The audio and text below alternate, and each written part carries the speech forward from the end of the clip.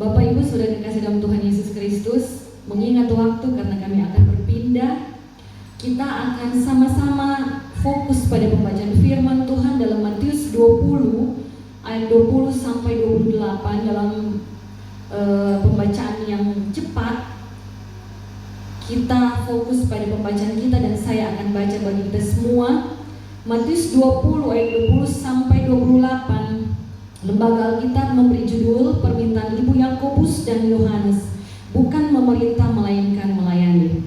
Ayat 20, maka datanglah ibu anak-anak Zebedius serta anak-anaknya itu kepada Yesus, lalu sujud di hadapannya untuk meminta sesuatu kepadanya. Kata Yesus, apa yang kau kehendaki? Jawabnya, berilah perintah supaya kedua anakku ini boleh duduk kelak di dalam kerajaanmu, yang seorang di sebelah kananmu dan yang seorang lagi di sebelah kirimu. Tetapi Yesus menjawab katanya, kamu tidak tahu apa yang kamu minta. Dapatkah kamu meminum cawan yang harus kuminum? Kata mereka kepadanya, kami dapat. Ayat 23, Yesus berkata kepada mereka, cawanku memang akan kamu minum, tetapi hal duduk di sebelah kananku atau di sebelah kiriku, aku tidak berhak memberikannya. Itu akan diberikan kepada orang-orang bagi siapa Bapakku telah menyediakannya. Mendengar itu, marahlah ke 10 murid yang lain kepada kedua saudara itu. Tetapi Yesus memanggil mereka lalu berkata, kamu tahu bahwa pemerintah-pemerintah bangsa-bangsa memerintah rakyatnya dengan tangan besi, dan pembesar-pembesar menjalankan kuasanya dengan keras atas mereka. Tidaklah demikian di antara kamu. Barang siapa ingin menjadi besar di antara kamu, hendaklah ia menjadi pelayanmu. Dan barang siapa ingin menjadi terkemuka di antara kamu, hendaklah ia menjadi hambamu. Sama seperti Anak Manusia datang bukan untuk dilayani, melainkan untuk melayani dan untuk memberikan nyawanya menjadi tebusan bagi banyak orang. Haleluya, puji Tuhan. Saya memberi tema untuk renungan kita pada pagi hari ini, daripada menuntut lebih baik setia. Amin. Amin. Haleluya. Bapak Ibu, kalau kita lihat dalam Kamus Bahasa Indonesia, menuntut itu artinya meminta dengan keras, setengah mengharuskan supaya dipenuhi. Yang kedua, menagih. Yang ketiga, berusaha keras untuk mendapat hak atas sesuatu. Ini yang dilakukan oleh ibu dari Yakobus dan Yohanes. Nah, kita akan dapati bahwa ternyata ibu dari Yakobus dan Yohanes ini punya nama, yaitu Salome, yang dalam arti nama Salome itu punya arti damai sejahtera dan sukacita, sehingga ada yang kita sebut dengan Shalom, ya, turunan-turunan kata. Nah, mari kita kemudian melihat fakta-fakta yang lain tentang Salome. Salome dikatakan dia adalah ibu dari Yakobus dan Yohanes. Yakobus dan Yohanes itu adalah murid Tuhan Yesus yang ketiga dan keempat dipanggil. Di dalam Matius 10 ayat 2, di sana dicatat, inilah nama ke-12 rasul itu. Pertama Simon yang disebut Petrus dan Andreas saudaranya, dan Yakobus anak Zebedius dan Yohanes saudaranya. Jadi Yakobus dan Yohanes itu kakak beradik. Nah, penjelasan yang selanjutnya Bapak Ibu akan dapati dalam Matius 27 ayat 56. Di sana dikatakan di antara mereka terdapat Maria Magdalena dan Maria ibu Yakobus dan Yusuf dan ibu anak-anak Zebedius.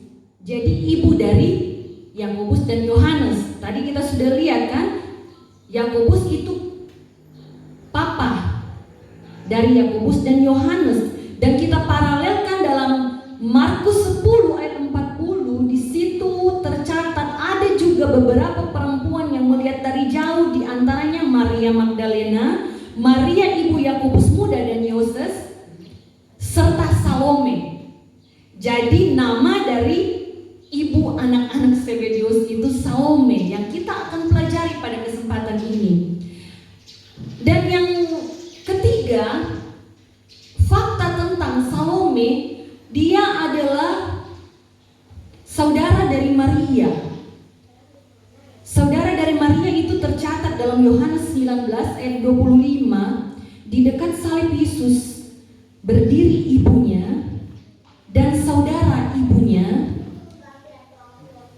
Kemudian Maria istri Klopas dan Maria Magdalena. Salome tidak dicatat namanya, hanya diberitahu bahwa saudara ibunya. Ini meneguhkan apa yang dipercaya oleh peneliti kitab suci atau peneliti Alkitab, bahwa ini adalah Salome.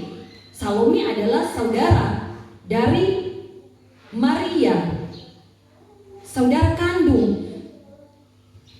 Karena Yohanes sendiri ketika mencatat namanya dalam catatannya dalam kitab Yohanes, dia tidak pernah menyebut namanya. Ini ciri khasnya dia. Dia hanya menyebut dirinya murid yang dikasihi Tuhan. Makanya ibunya juga tidak dicatat namanya. Karena ciri khas yang tidak menyebut nama pribadi atau nama orang-orang yang di dekatnya, orang-orang terdekat. Dan kemudian kalau kita melihat ketika Yesus menitipkan ibunya Maria kepada Yohanes yang sama-sama ada di kaki salib Yesus, ini juga membuktikan apa yang ditafsirkan oleh peneliti Alkitab. Salome itu saudara dari Maria, ada hubungan keluarga. Dan Gereja Ortodoks percaya bahwa Salome itu membantu Maria dalam persalinan Yesus. Jadi semakin memberikan bukti ya dari pernyataan bahwa Maria bersaudara dengan Salome. Namun kita tidak akan terlalu dalam dengan hal itu. Dalam setiap kenyataan-kenyataan dalam firman Tuhan, ada fakta yang lain dari Salome yang selalu bersama dengan Yesus. Rupanya ketika Tuhan Yesus memanggil Yakobus dan Yohanes saat mereka membantu orang tuanya sebagai nelayan, Salome juga ikut.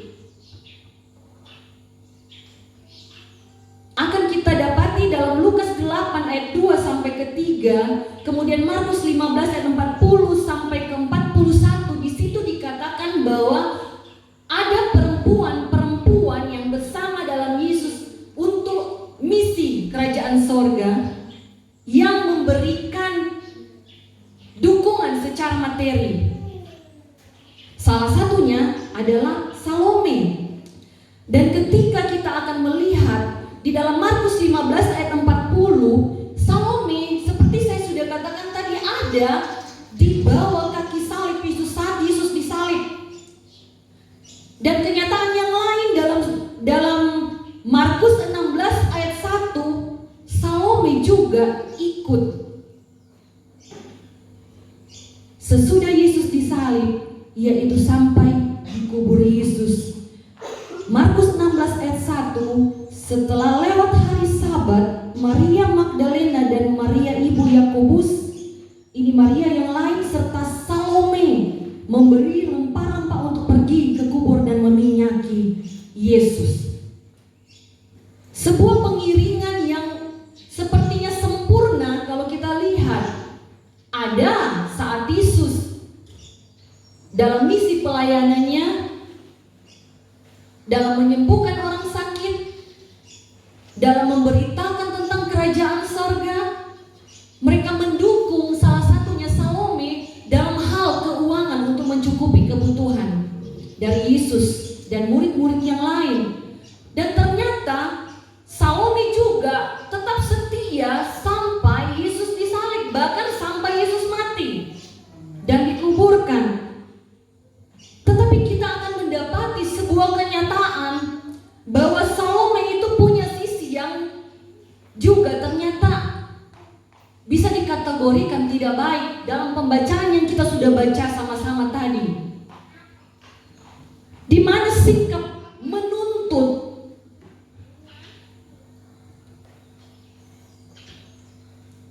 yang ada pada Salome itu kemudian menurun kepada anak-anaknya. Mari kita perhatikan Markus 10 ayat 37, itu adalah permintaan yang sama dari Yakobus dan Yohanes. Lalu kata mereka, perkenankanlah kami duduk dalam kemuliaan-Mu kelak, yang seorang lagi di sebelah kananmu, dan yang seorang lagi di sebelah kirimu. Sisi negatif dari Salome itu turun kepada anak-anaknya.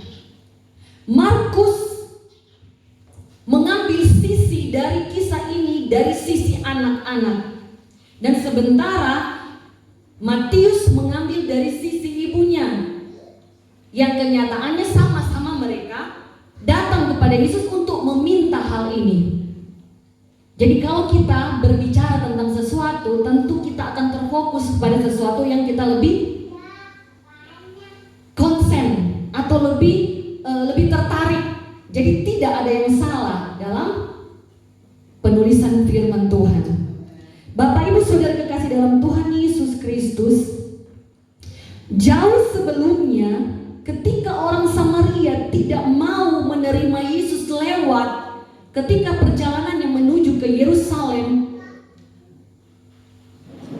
ada reaksi yang keras dari Yakobus dan Yohanes. Dalam Lukas 9 ayat 54 kita perhatikan, ketika dua muridnya yaitu Yakobus dan Yohanes melihat hal itu, mereka berkata, Tuhan, apakah Engkau mau supaya kami menyuruh api turun dari langit untuk membinasakan Samaria? Ada sebuah sikap yang bisa kita katakan itu kayak berapi-api. Sepertinya dia ingin menolong Yesus, sehingga keluar pernyataan ini. Tetapi kalau kita perhatikan selanjutnya dalam ayat 55 Lukas 9 tadi, saya akan baca dalam terjemahan yang lain. Tetapi dia berpaling dan menegur mereka.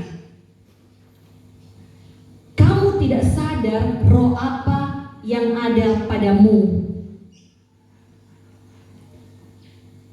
Bapak Ibu Saudara kekasih dalam Tuhan Yesus Kristus, sehingga peneliti Alkitab mengkaitkan dengan nama yang diberikan Yesus kepada kedua anak Zebedeus ini, Boanerges. Dalam Markus 3 ayat 17, Yakobus anak Zebedeus dan Yohanes saudara Yakobus, dan keduanya diberi nama Boanerges, yang berarti anak-anak guru, anak-anak yang menggelegar, anak-anak yang berapi-api.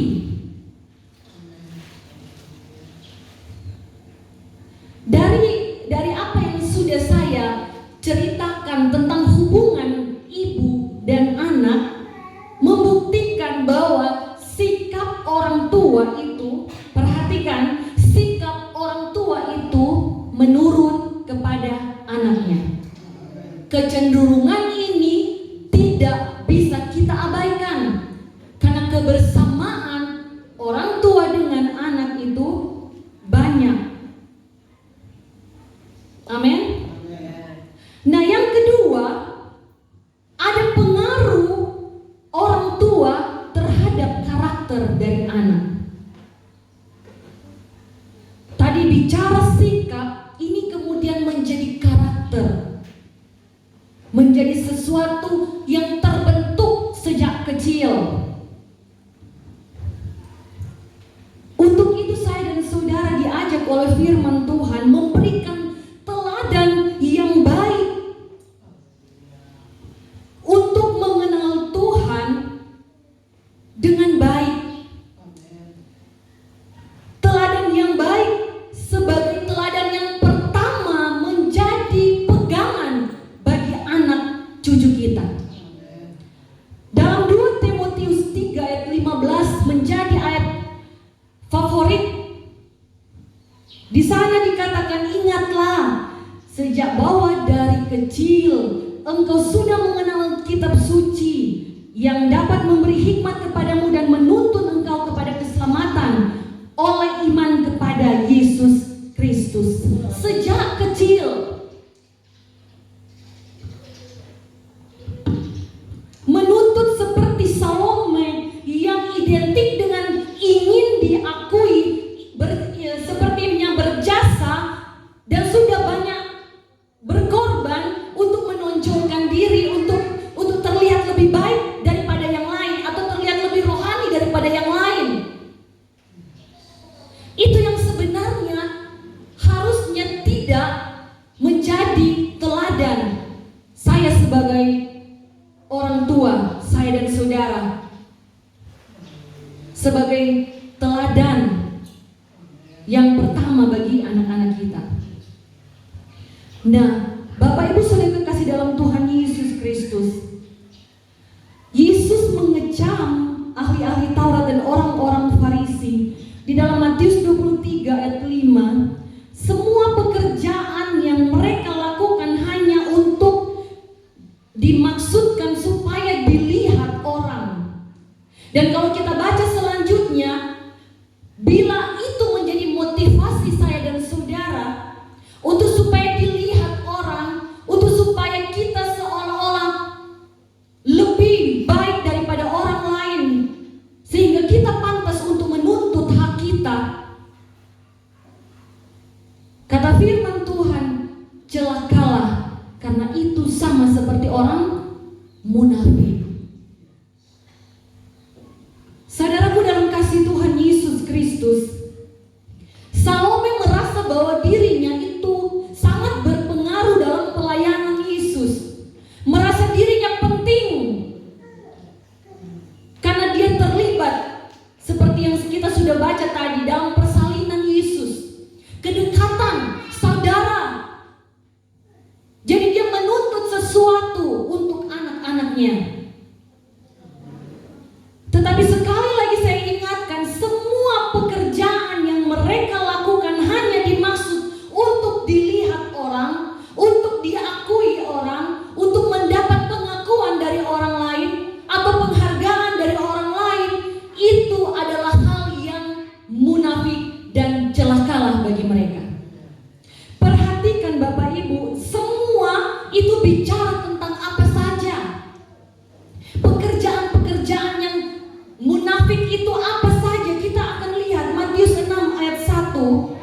Matius 6 ayat 1, ingatlah jangan kamu melakukan kewajiban di agamamu di hadapan orang supaya dilihat mereka, karena jika demikian kamu tidak beroleh upah dari Bapamu yang di sorga. Tidak mendapat upah dari Bapamu di sorga. Karena apa Bapak Ibu? Perhatikan pekerjaan-pekerjaan pelayanan ini. Matius 6 ayat 2 selanjutnya kita perhatikan. Jadi apabila engkau memberi sedekah, jangan engkau mencanangkan hal itu seperti yang dilakukan apa? Orang munafik, supaya mereka dipuji orang. Aku berkata kepadamu, sesungguhnya mereka sudah mendapat upahnya. Upah apa yang dimaksud? Pujian dari orang. Kalau pujian dari orang sudah kita dapatkan, karena motivasi kita untuk mendapatkan pujian itu, jangan harap upah dari sorga atau pujian dari Tuhan akan menjadi bahagian kita. Yang kedua, kita akan lanjut ayat 5 Matius 6 tadi. Dan apabila kamu berdoa, janganlah apa? Seperti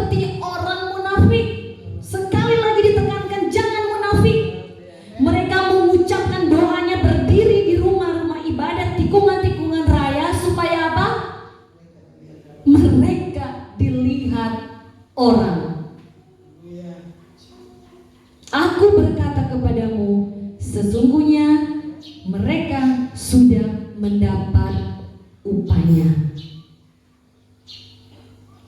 Ayat 16 sebagai contoh yang ketiga, dan apabila kamu berpuasa, janganlah mukamu seperti orang munafik. Mereka mengubah air mukanya supaya apa? Sekali lagi supaya dilihat orang. Motivasinya supaya dilihat orang, supaya orang bilang wow. Sesungguhnya mereka sudah mendapat upahnya. Makanya Bapak Ibu, kalau saya ambil doa puasa, saya tidak bilang begini di dalam Facebook. Saya sudah mulai belajar. Lagi puasa atau selfie sementara doa. Cukup engkau yang tahu dengan Tuhan. Amin. Haleluya. Haleluya. Sekali lagi, motivasi apa? Motivasi apa? Kalau orang Pantekosta GPDI itu hari Jumat, orang sudah tahu. Nggak usah posting-posting Bapak Ibu. Sudah tahu apa kesan yang akan kau berikan. Kalau dalam hal berbagi misalnya, saya memposting supaya menjadi berkat. Jadi sekali lagi, dilihat orang itu untuk apa Bapak Ibu? Kalau tidak jadi berkat bagi mereka, lebih baik jangan. Ya, malahan jadi batu sandungan, tidak berkenan kepada Tuhan, tidak dapat upah. Jadi perhatikan, supaya dilihat orang, supaya dipuji orang karena kita ingin dipuji, itu sama dengan munafik. Dan munafik itu ada akibatnya. Ketika Salome datang kepada Tuhan untuk meminta kedudukan bagi anaknya, Tuhan tidak tanggapi. Tuhan tidak tanggapi. Perhatikan Bapak Ibu Saudara kekasih dalam Tuhan Yesus Kristus. Apabila engkau melakukan hal-hal mengatasnamakan pelayanan, hati-hati jangan ada munafik, supaya ditanggapi oleh Tuhan. Haleluya. Yang kedua, lakukan itu dengan kesetiaanmu kepada Tuhan, bukan untuk dilihat manusia. Sekali lagi, supaya engkau jangan ditegur Tuhan. Dan yang ketiga, ternyata bukan hanya berdampak dari perlakuan Tuhan kepada saya dan saudara. Tadi kita sudah baca, teman-temannya marah kepada kedua orang murid Yesus. Matius 20 ayat 24 tadi katakan, mendengar itu apa Bapak Ibu? Marahlah ke-10 murid yang lain kepada kedua saudara itu. Sudah tidak dianggap, sudah tidak ditanggapi, ditegur Tuhan, tidak disukai lagi oleh manusia. Tetapi kalau kita melakukan segala sesuatu itu dengan setia untuk mau melakukan untuk Tuhan, dalam pelayanan kita,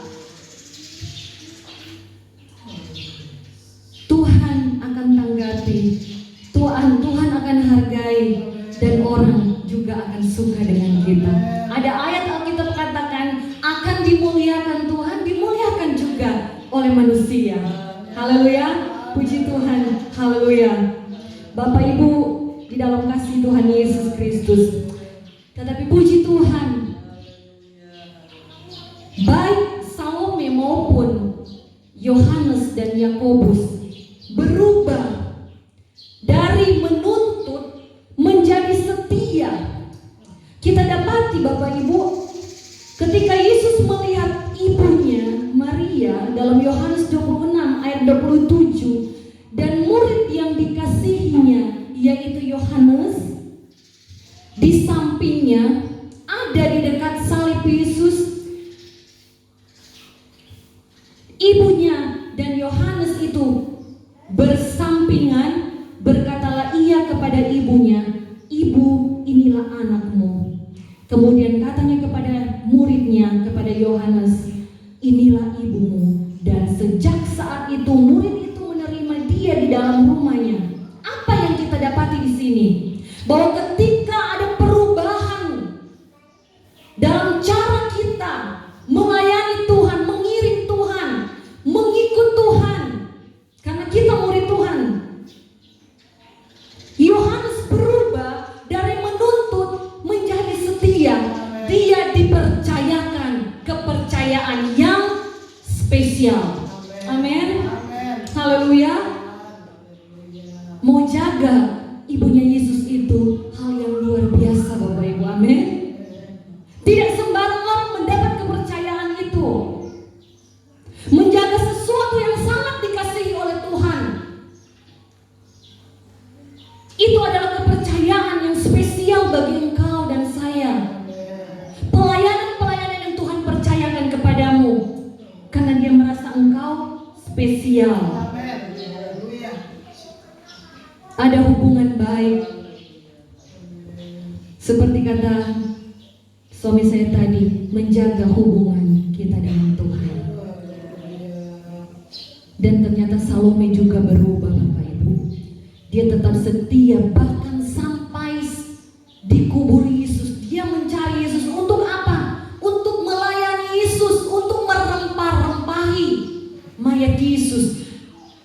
Dan ketika dia punya niat yang tulus untuk melayani Tuhan dengan setia, Markus 16 ayat 7, di sana dia dipercayakan. Tetapi sekarang pergilah, kata dari malaikat-malaikat utusan Tuhan, katakan kepada murid-muridnya dan kepada Petrus, Yesus mendahului kamu ke Galilea. Di sana kamu akan melihat Dia seperti yang sudah dikatakan kepadamu. Pesan yang diberikan oleh malaikat kepada perempuan-perempuan yang datang melayani Yesus, termasuk Salome. Pesan yang menguatkan, pesan yang mendatangkan damai sejahtera dan sukacita kepada yang mendengarkan. Dalam hal ini murid-muridnya, itu dipercayakan kepada Salome. Jadi kalau kita anak Tuhan, harus mencerminkan kita sebagai anak Tuhan. Salome namanya apa? Mendatangkan damai sejahtera. Datangkan damai sejahtera. Itu identitas saya dan saudara. Menyampaikan pesan untuk mendatangkan damai sejahtera dan sukacita. Kabar baik bagi orang yang lain. Kepercayaan yang Tuhan berikan juga bagi kita. Amin. Haleluya. Daripada menuntut, lebih baik setia. Setia saja dengan apa yang Tuhan percayakan kepadamu sekarang. Kepercayaan yang lebih besar, kepercayaan yang lebih istimewa lagi, kepercayaan yang luar biasa lagi akan Tuhan berikan kepadamu. Setia dalam perkara kecil, dipercayakan perkara yang besar. Jangan dulu menuntut, Bapak Ibu. Itu nanti urusan Tuhan. Haleluya. Setia saja. Setia saja. Matius 25 ayat 21, maka kata tuannya kepadanya, "Baik sekali perbuatanmu itu, hai hambaku yang baik dan setia. Engkau telah setia dalam perkara kecil, aku akan memberikan kepadamu tanggung jawab dalam perkara yang besar. Masuklah dan turutlah dalam kebahagiaan Tuhanmu." Haleluya. Puji Tuhan. Haleluya. Kalau kita kemudian membaca dalam Kolose 3 ayat 23, kita harus perhatikan dengan baik apa yang harus selalu kita kerjakan. Di sini ditegaskan, apapun juga yang kamu perbuatlah dengan segenap hatimu, seperti untuk Tuhan dan bukan untuk manusia. Ayat 24, kamu tahu bahwa dari Tuhanlah kamu akan menerima bagian yang ditentukan bagimu sebagai upah. Kristus adalah Tuhan dan kamu adalah hambanya. Jadi kalau kita melakukan itu sama seperti kita melakukan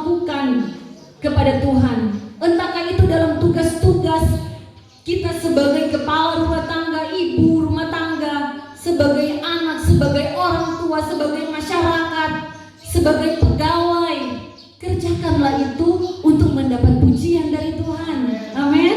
Haleluya. Kalau Tuhan memuji, pasti sesamamu juga akan mengakui itu. Amin. Haleluya. Karena dari Tuhan yang akan memberikan upah kepadamu. Pilih yang mana Bapak Ibu? Diakui itu, diakui manusia atau diakui Tuhan? Sekali lagi, pilih yang mana? Diakui manusia atau diakui Tuhan? Dipuji manusia atau dipuji Tuhan? Upah manusia yang sementara atau upah yang dari Tuhan yang adalah kekekalan? Haleluya. Puji Tuhan. Katakan di samping kirimu, saya mau mendapat upah dari Tuhan. Puji Tuhan. Mari kita muliakan Tuhan Bapak Ibu. Haleluya. Puji Tuhan. Haleluya. Mari kita mau diakui Tuhan, dipuji Tuhan, mendapat upah kekekalan daripada Tuhan. Karena pun Dia menjamin kalau kita berbuat sesuai dengan kehendak Tuhan, janji-janji di dalam dunia ini akan engkau nikmati, apalagi janji kehidupan kekal. Asal kita setia, asal kita setia, asal kita berkenan kepada Tuhan, motivasi kita benar mencari apa yang dari surga, bukan apa yang dari dunia ini. Untuk itu, mari kita menjadi teladan, teladan yang baik bagi orang lain, teladan yang baik bagi sesama kita. Jangan mentang-mentang, ya, jangan mentang-mentang anak gembala, jangan mentang-mentang majelis jemaat, jangan mentang-mentang pelayan altar.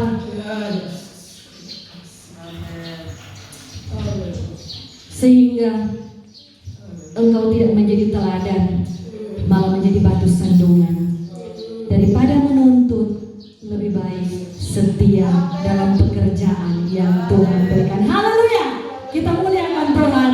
Haleluya. Saya kembalikan kepada penanggung jawab selanjutnya.